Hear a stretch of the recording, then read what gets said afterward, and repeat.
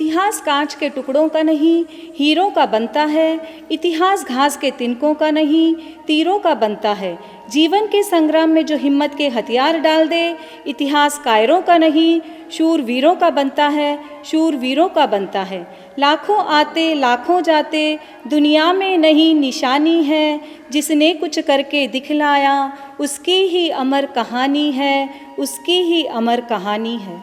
ऐसे ही एक शूरवीर, स्वर्णिम इतिहास के निर्माता, इस पंचम आर्य में चौथे आर्य जैसी उत्कृष्ट संयम साधना, तप आराधना एवं जिन शासन की प्रभावना करके अमर हो गए एक महापुरुष, जन जन की श्रद्धा के केंद्र बिंदु, प्रातः स्मरणीय एक भव अवतारी, भीष्म प्रतिज्ञाधारी, चर्चा चक्रवर्ती, युग प्रधान, आचार्य सम्राट 1008 श्री जयमल जी महाराज साहब के चरणों में अनंत अनंत श्रद्धा से अनंत अनंत वंदन नमन। त्वनाम मंत्र मनीषम मनुजा स्मरन्त, सद्य स्वयं विगत बंध भया भवन्ति। जिनके नाम रूपी मंत्र का स्मरण करने वाले सभी प्रकार के कष्टों, भय तथा विघ्नों से मुक्त हो जाते हैं, वो महामनस्वी, महायशस्वी, महातपस्वी महापुरुष अपने संयम रूपी मंदिर पर अंतिम मनोरथ की पूर्णाति स्वरूप संथारा कलश को चढ़ाकर अमर हो गए। श्री जयमल जैन श्रावक संघ बेंगलोर लेकर आया है आचार्य सम्राट श्री जयमल जी महाराज साहब के संलेखना सहित संथारे की एक भावपूर्ण प्रस्तुति। नागौर में आचार्य श्री के संथारे का समाचार एक सुगंध की भांति फैल गया। घर घर में उन्हीं के गुणगान, बड़े और बच्चे सभी के मुख से सिर्फ उन्हीं की चर्चा। देखते हैं आगे। सुनो माँ, आचार्य सम्राट संतारो कछक्याना जो सर थानक जा रहा है।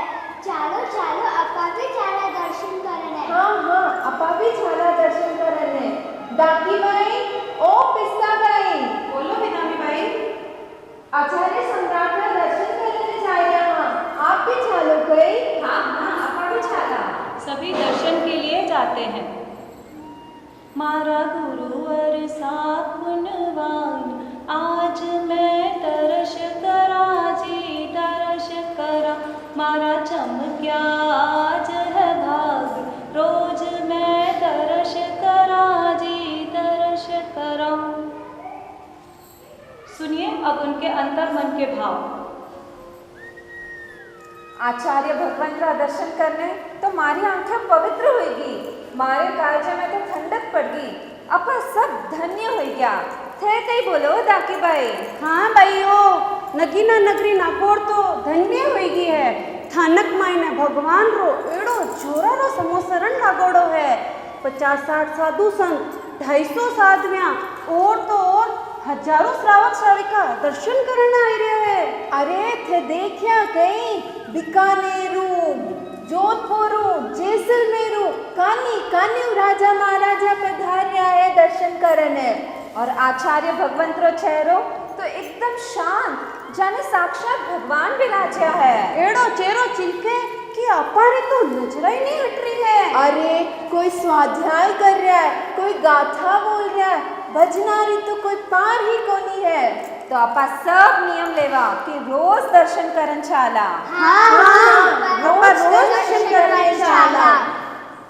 इसी तरह दिन बीतते हैं। अब आचार्य श्री की संथारे की 16वीं रात का समय, अर्धरात्रि का समय है। आचार्य रायचंद जी महाराज साहब संथार पैना सुना रहे हैं। इमं शरीरं अनीचं असूयम् असूयसंभवम्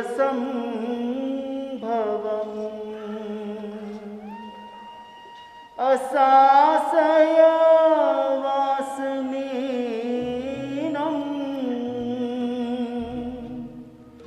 दुख के सान भायणं दुख के सान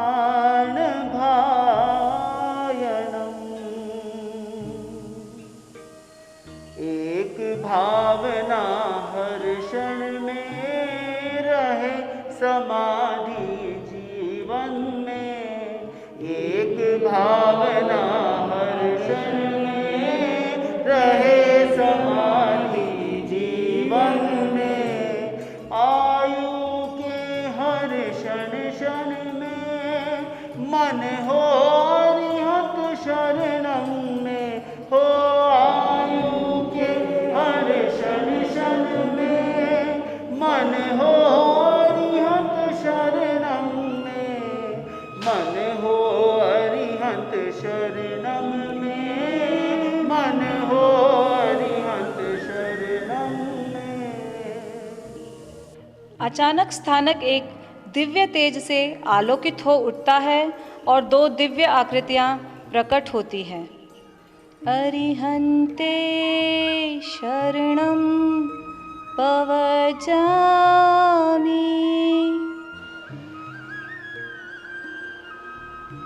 इतने गहन अंधकार में इतना दिव्य प्रकाश कैसे? अवश्य ही कोई देव लगते हैं। कौन है आप? उदय और केशव? अरे ये दोनों तो गुरुदेव के दिवंगत शिष्य उदय मुनि और केशव मुनि हैं। आचार्य रायचंद जी महाराज साहब के स्मृति पटल पर सिरियारी से मेवाड़ के विहार का वो दृश्य आ जाता है जहां आचार्य श्री अपने इन्हीं शिष्यों के साथ विहार कर रहे थे। उदय मुनि, केशव मुनि,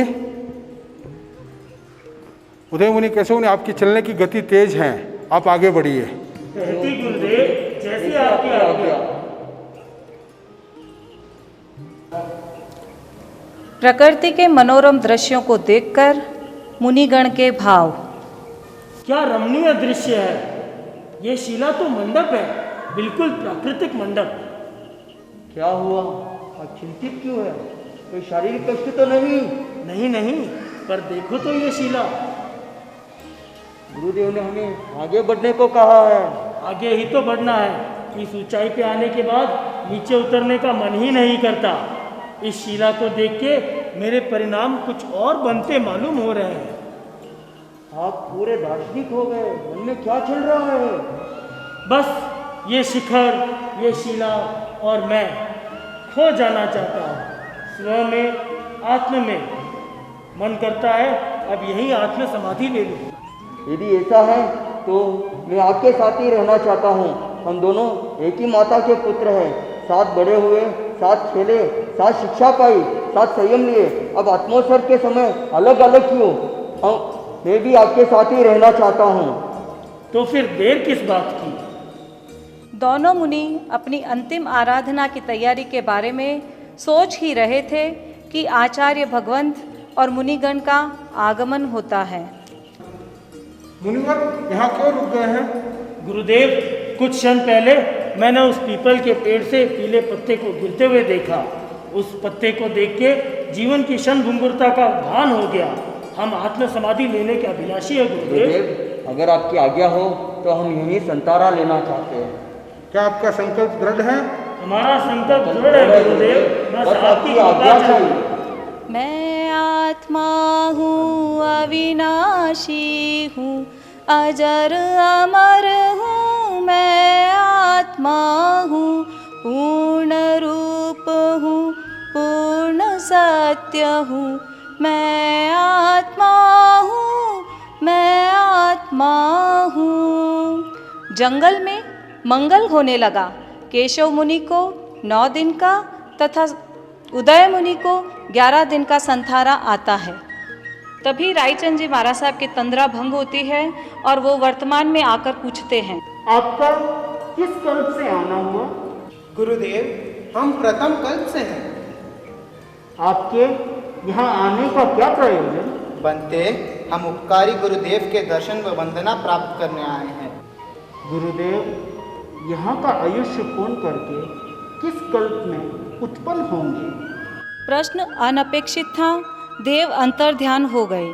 थोड़ी देर बाद देव पुनर्प्रकट हुए और बोले, हम महाविद्य क्षेत्र में विराजमान सिमिंदर स्वामी से समाधान लेकर आए हैं। सर्वज्ञ सिमिंदर स्वामी के अनुसार गुरुदेव यहाँ का आयुष्य पूर्ण कर प्रथम कल्प में जयदेव के नाम से देवभोग प्राप्त करेंगे और यहाँ की अवधि पूर्ण कर महाविदेश्वेत्र के पुष्कलावती विजय के राजकुल में उत्पन्न होंगे और स्वयं आराधना कर निर्वाण को प्राप्त करेंगे। आचार्य श्री जयमल जी महाराज साहब एक भव अवतारी है। सभी मुनिगण श्रद्धा और विनय से नमन करते हैं।